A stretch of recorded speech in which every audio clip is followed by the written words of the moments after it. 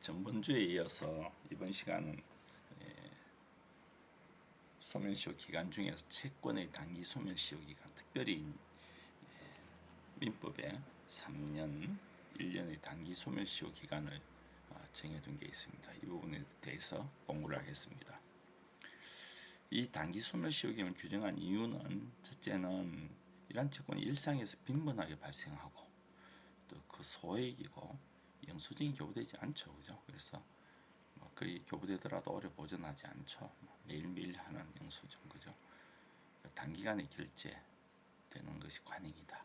이런 점을 감안한 것입니다. 먼저 이제 163조 가장 많죠. 163조 가장 많은데 문제는 이제 요 3년이 상사시효 5년보다 더 짧죠. 그래서 상사시효를 할지라도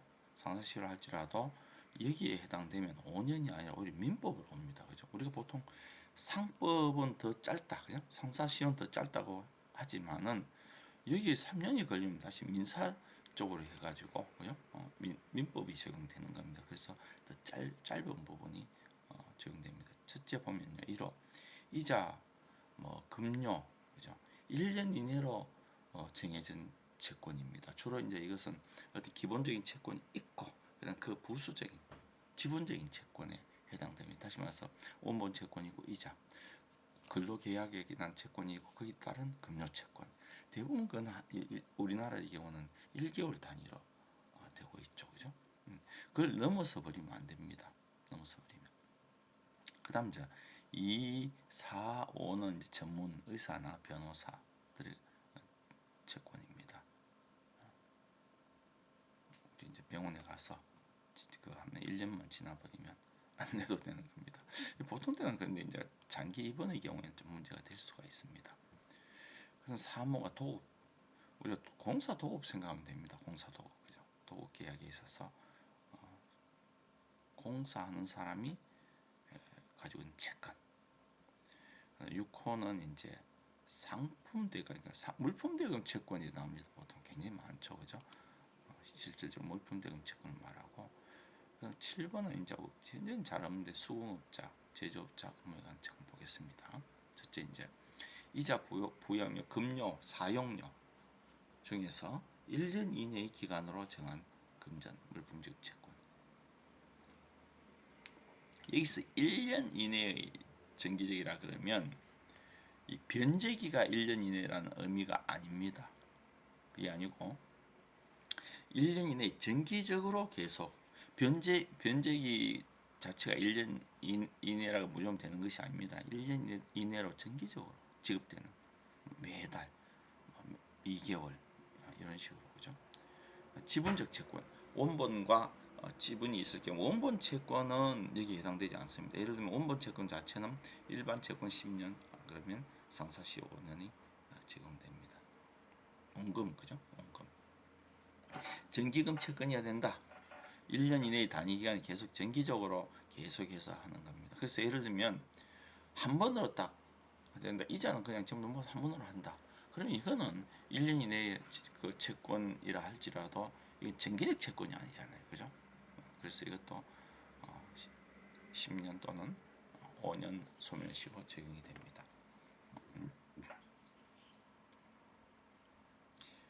집합근무 관리비는 다시 사용료에 나오지만 이건 1개월 단위로 지급되기 때문에, 그죠? 정기적으로 지급되기 때문에 역시 여기에 해당됩니다. 금료채권, 매달 지급되는 금료채권에 해당되는데 국회의원 세비도 포함됩니다. 세비 그러니까 월급 하기만 하니까 세비를 하지 봉급이잖아요, 그죠? 근데 저 뒤에 보면 이제 다시 나오지만 노역인이나 연예인의 금료는 또 1년입니다. 이걸 왜 또 이렇게 1년으로 했는지 모르겠습니다. 근데 이제 근로기준법상 임금채권도 역시 3년이거든요. 근데 그 근거가 근로기준법에 따릅니다. 다만 여기는 그죠? 계속되는 그 정기적 채권이 아니고요. 퇴직금 채권, 해고 보상 채권 이런 것도 근로기준법에 따라서 3년으로 되고 있습니다. 왜? 임금과 같기 때문에 그렇습니다. 사용지 채권 1개월 단위로 해서 계속 하는, 예를 들어 집합건물, 우리 아파트 관리비 있죠. 이것도 3년 채권입니다. 164조에 이제 그 동산 사용료는 이거는 이제 아주 단기간의 임대료는 동산 사용료다. 그죠? 그래서 대부분 얘기는 포함되지 않습니다.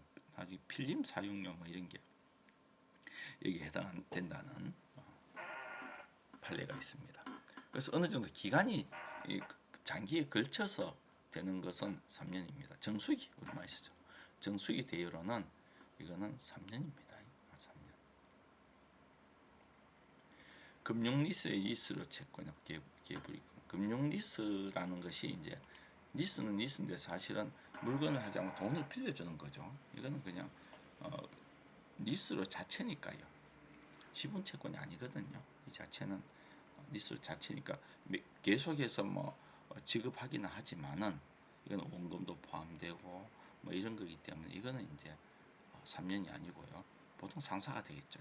5년이 되겠습니다. 계획 요새 거의 안 하죠, 그죠? 계획이라는 것이 이제 여러 사람이 모아서 이제 매달 자기가 차례가 되면 돈을 타고 그러니까 나머지 사람은 계속 이제 돈을 보태는 거죠. 이거는 이제 특수한 거죠. 일종의 이제 원금과 이자가 같이 분할 변제되는 것인가 역시 3년이 아니고 뭐 그때 따라서 계주가 누구냐에 따라서 다르겠죠, 그죠? 5년, 10년. 상인이 사업자금 도달하기 위해서 계획 가입한 경우 상인이 가한 거니까 이건 5년이 되겠죠. 그다음 지연 손해금 채권 우리가 보면 지연이자 그러는데 이자 아닙니다. 지연 손해배상입니다. 손해배상 그죠? 이자는 우리가 약정에 의해 가지고 원금에 대해서 일정한 기간이라든가 그다음 이율이라든가 여기에 따라서 정해지는 것이니까요. 이거는 그 지연 손해는 뭐냐면 약정에 의한 것이 아니고 이게 돈을 뭐 가지고 갔는데 그냥 안 줘버린다. 이제 이자 기간이 넘어버린 지연 손해금 됩니다. 몇 월 며칠까지 이자 얼마 준다 했는데 그 안 주면 그 후로부터는 지연 이자가 아니라 지연 손해금이 되는 겁니다. 이건 손해배상 채권이죠. 그래서 3년 소멸시효 적용되지 않고 10년, 3년 단기 그죠? 원본 채권과 동일한 기간 적용됩니다. 그러니까 민사에 따른 손해배상은 원본 채권과 동일하게. 그러니까 원본이 민사라면 10년, 상사라면 5년입니다. 2010년도 판결 한번 보세요. 사채 상한 청구권하고 사채 이자 청구권이 상법상 규정이 다릅니다. 사채 상한 청구권 10년이고요. 그에 대한 이자 청구권, 원래 사채는 이자를 먹고 살아가는 거잖아요. 그렇지만 어쨌든 사채 이자 청구권은 5년입니다.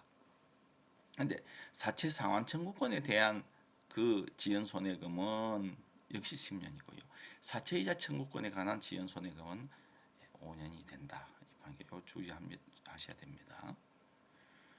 위약금 약정에 따른 위약금 지급 채무 이거는 이제 본래의 채무 자체가 아니죠. 다른 약정에 의한 것이니까 여기에 해당되지 않고 각각 이제 상사냐 민사냐 따라서 적용됩니다. 불법 사용에 대한 부당이득 반환 청구 사용료가 아니죠. 마치 아까 말한 것이 손해배상 비슷한 거죠. 어쨌든 이거는 부당이득 반환 청구권은 여기 규정되지 않고 10년이 되겠습니다. 직접. 의사, 이 한의사도 포함됩니다. 치과의사 그죠? 다 포함되고 그 의료 행위를 한 그 사람의 무자격자라도 포함됩니다. 치료는 진찰이나 수술도 포함됩니다. 요양급여기관 즉 다시 말해가지고 병원이 국가기관 의료보험공단에 대한 진료비 청구도 마찬가지입니다. 보험금 청구는 아니거든요. 그죠? 자, 장기간 입원 치료한 경우에는 개개 진료 종료 시마다 물론 계약이 따로 돼 있으면 몰라도 그죠? 개개 진료 종료 시를 기준으로 해서 소멸시효 진행하기 주의해야 됩니다. 그다음 도급받은 자. 여기서 도급이라는 것은 이 민법상의 계약한 딱 도급 여기에 딱 그냥 한정되지는 않습니다. 여기 포함 여러 가지 그냥 같이 포함되는 것도 같이 여기에 해당됩니다. 예를 들면 당사자가 공사에 관한 채권을 나중에 약정 다시 했다 그렇다 하더라도 그죠? 성질이 변하는 건 아니겠죠. 자, 공사 도급계획에서 저기 소멸시효 기산점, 다시 말해서 보수 청구의 지급 시기는 특약이 있으면 특약에 의하고, 특약이 없으면 관습에 따르고, 이게 없으면 공사 마친 대로. 이건 굉장히 이제 도급계약에서 중요한 의미를 가지니까 머리에 넣어두시기 바랍니다. 그리고 이제 도급에 부수된 채권이 있습니다. 그죠? 도급하면서 공사 도급하면서 복구 공사 대금 채권이라든가. 그다음에 이제 여기는 택지 조성 공사, 이거는 이제 도급이라고 확실히 도급인데, 여기 관련돼서 토지 연결 변경 허가 신청을 해주고 준공 허가, 그리고 환지 예정 진행, 이런 여러 가지 사무가 포함되어, 이것도 역시 같이 여기에 대한 비용도 역시 도급에 관한 채권이라고 볼 수 있습니다. 그 밑에도 마찬가지입니다. 요거 이제 2010년도 승강기 제작 설치계 요 많이 하죠 있죠, 그죠? 이 경우에 어떠냐? 원래 이제 승강기 제작해서 하는 경우는 매매와 도급이 사실 혼합되어 있는 것은 맞습니다, 그죠? 그러니까 요걸 매매 대금하고 설치, 그러면 설치 요거는 뭡니까? 도급 요 따로따로 하냐? 그건 아니고요. 전반적으로 보면 도급으로 봐야 된다, 그죠? 요거 2번은 중요한 거니까 다시 여기 바로 문제되는 건 아니지만은 중요한 게 있습니다. 예를 들면 공사에 관한 채권이 시효로 소멸해 버리면 채무의 불이행에 따른 약정 해제권은 행사할 수 없습니다. 그리고 그에 따른 손해배상 청구권도 행사할 수 없다는 겁니다. 채무 불이행 책임도 행사할 수 없습니다. 도급공사 계약 체결 의무 불이행에 따른 손해배상 청구권, 이것도 역시 채무 불이행 책임이잖아요. 그래서 3년의 소멸시효 기간이 적용돼요. 왜냐, 원래 공사 대금 계약이 이행됐더라면 적용되는 소멸시효 기간이 여기에 적용되는 겁니다. 주의할 것은요, 여기는 수급받은 사람이 도급한 사람에 대한 채권이, 반대로 도급인의 수급에 대한 권리는 해당되지 않습니다. 보통 손해배상 채권입니다. 담보 책임이라든가. 도급인이 수급인 상대로는 공사비를 너무 많이 지급했다, 반환 청구권, 이건 이제 부당이득 반환 청구권이 되겠죠. 그래서 여기에 해당되지 않습니다.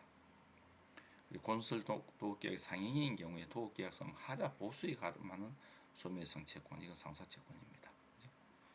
공동 수급체 구성은 상호간의 채권, 공동 수급체 상호간에 이래 해가지고 나중에 정상금이 발생할 수 있죠. 이것도 역시 여기에 해당되지는 않습니다.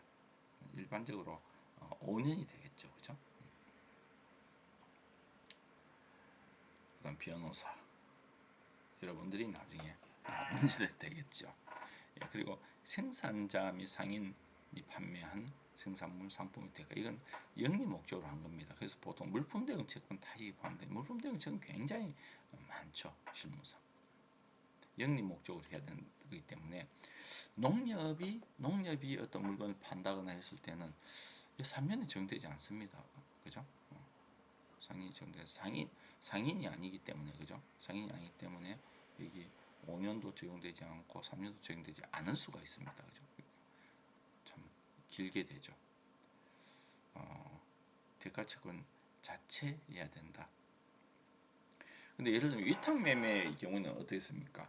위탁한 사람이 위탁 매매인에게 주면 위탁 매매인이 이제 팔죠. 그리고 위탁 매매인은 위탁자에게 돈을 줘야 되는데, 이것은 매매 대금 자체는 아니잖아요, 그죠?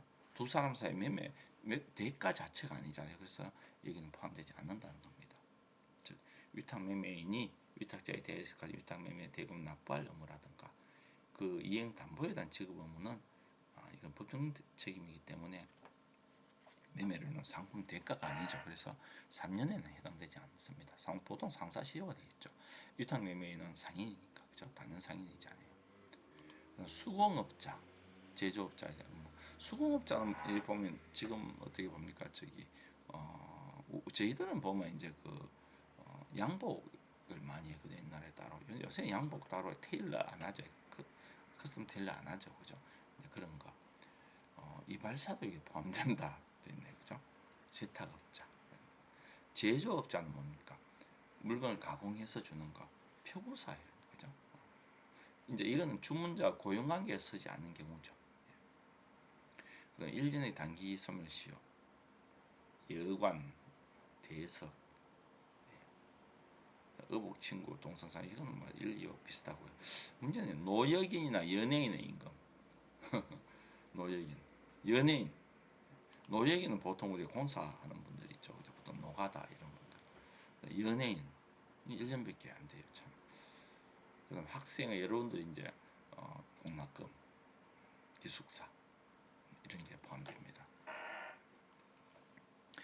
특히 동산 사용료는 지극히 단기간의 경우에 여기에 해당되는 것입니다.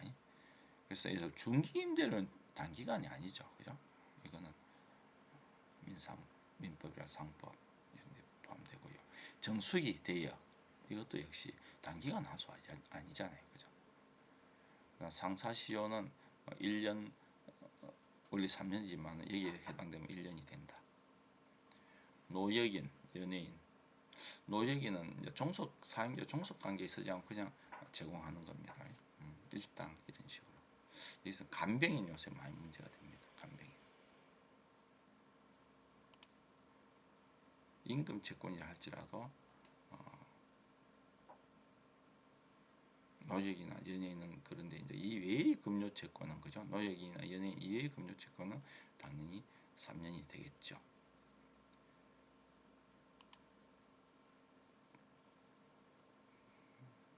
노역이나 연예인, 노역과 관련해서 공공한 물품 대금 채권도 같이 뭐 물품을 줬다든 이런 것도 포함되지만은 만약 이 사람이 노역인이 이제 도급을 받은 경우가 있죠. 이게 도급이라는 게 뭐냐면 아예 떼놓고 그냥 이걸 말할 겁니까? 하여튼 뭐 공사 현장에서 하는 말이 있습니다. 이런 경우에는 도급에 관한 채권이 됩니다. 그래서 3년이 되는 겁니다. 그다음 학생, 국공립 학생도 마찬가지입니다. 다만 학생이 학교에 가는 어떤 보통 손해배상 채권 되겠죠. 여기에는 적용이 되지 않습니다. 그죠? 이제 단기 소멸시효 기간 지금 3년, 1년 됐는데 그에 대한 반대 채권, 한 계약에서 반대 채권은 어떻습니까? 역시 같으냐? 그렇지는 않습니다. 그죠? 그렇지는 여기 이제 간병료 채권이 1년에 되잖아요. 근데 간병 채무의 그 위반해서 손해배상 이거는 10년, 3년 이렇게 된다는 겁니다. 예. 여기까지 하겠습니다.